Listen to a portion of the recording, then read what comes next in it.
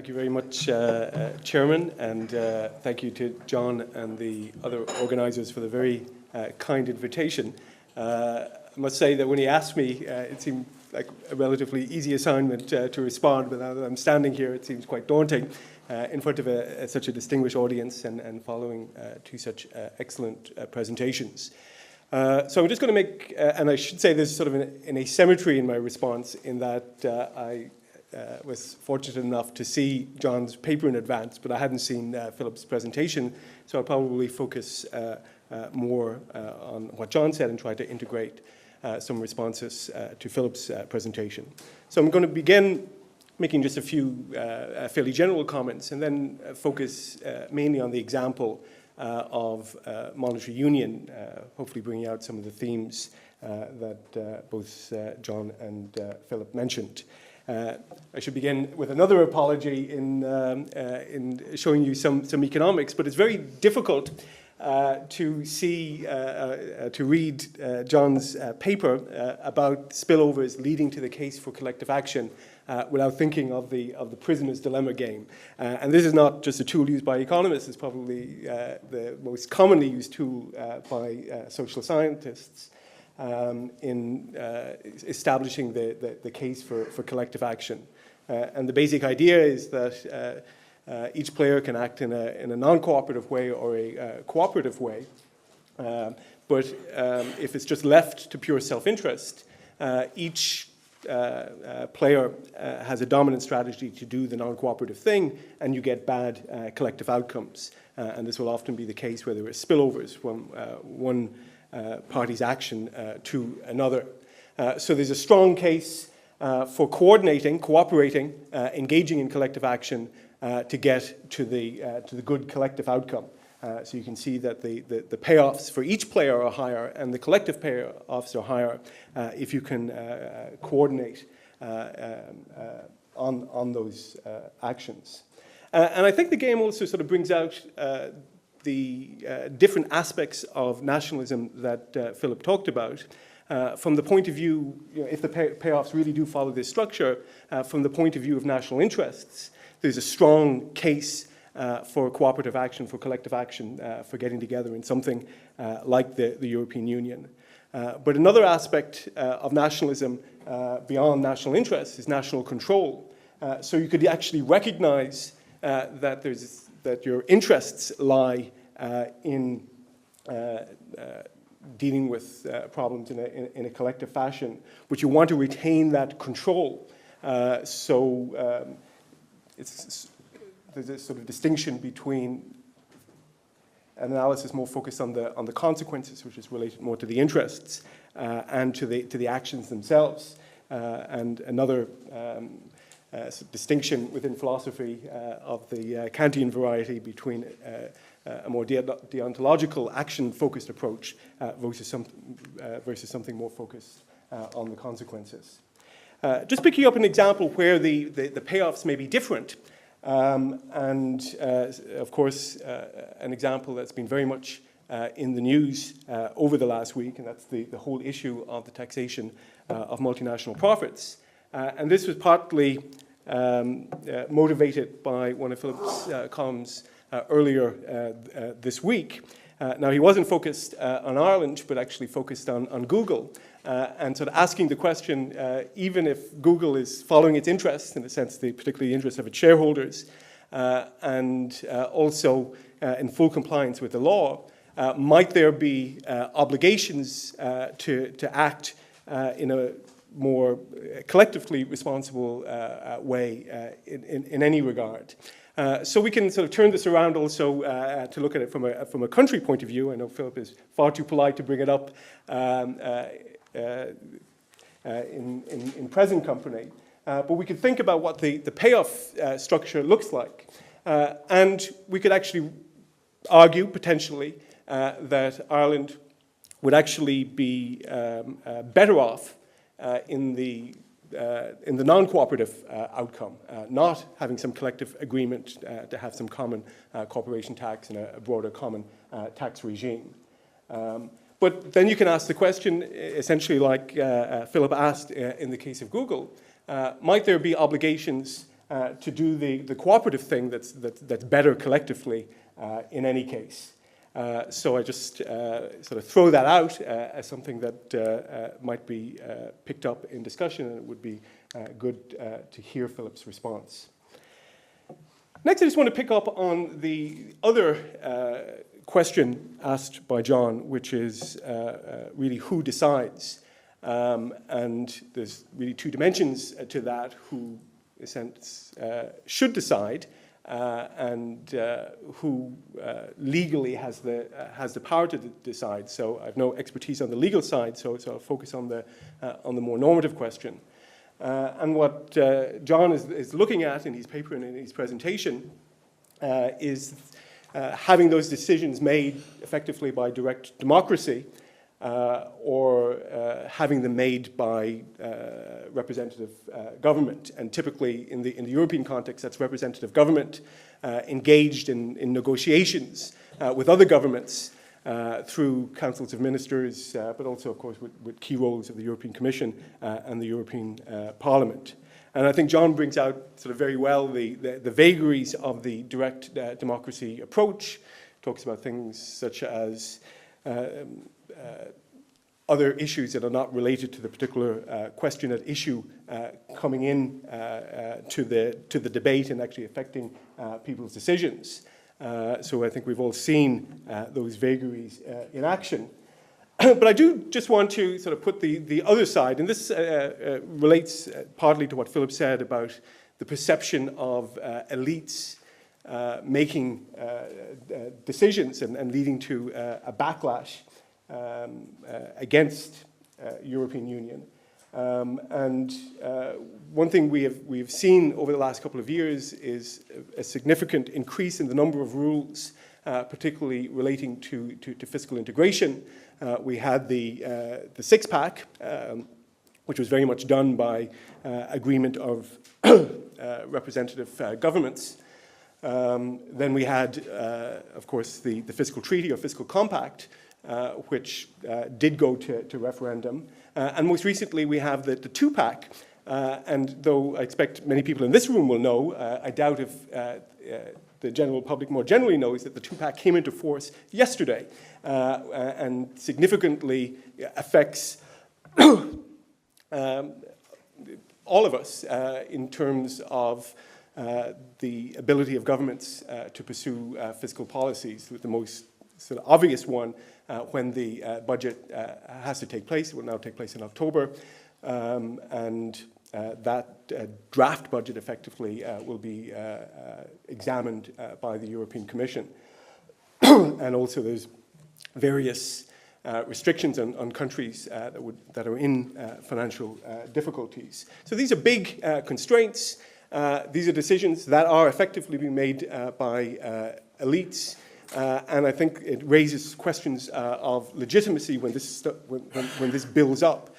So at least with the occasional referendum, and I was in many ways sort of impressed by the quality of the debate during the fiscal treaty.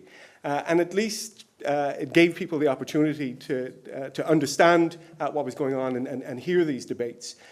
So while there certainly are risks associated with direct democracy, I think there are risks on the other side as well, and how that balance works out is not that clear. But I think there certainly are risks with the path, which is mainly the one of representative governments that we're on. So I want to take just another example of the various themes that we've been looking at, and that is the importance of creditworthiness, is how it's affected within monetary union. And this is, I think, a very good example of something that really relates to true freedom of action, as stressed by John.